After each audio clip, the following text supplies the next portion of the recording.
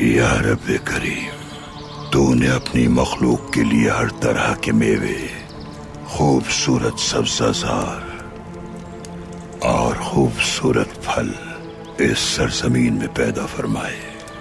تو ہی ہے جس نے ایک چونٹی سے لے کر تابناک سورج پیدا کیا اور انہیں ہمارے لیے سود مند بنایا۔ اے میرے مالک، ہم پر رحم فرما اور ظالموں سے ہماری حفاظت کر۔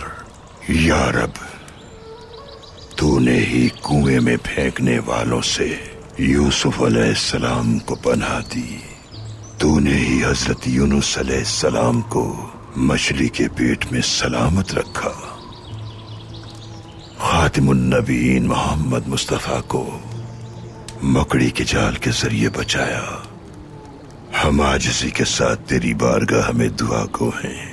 جو تیری راہ میں جہاد کرتے ہیں اور دین کی خاطر برسر پیکار ہیں، انہیں تنہا نہ چھوڑنا کبھی۔ دشمنوں کی چالوں کو انہی پر پلٹا دے۔ بے شک تو ہی مدد کرنے والا ہے، تو ہی کرم کرنے والا ہے، تو ہی مہربان ہے۔ رحم فرما ہم پر۔ خاتم النبیین کے صدقے میں دعاؤں کو اپنی بارگاہ میں قبول فرما، قبول فرما، قبول فرما۔ آمین۔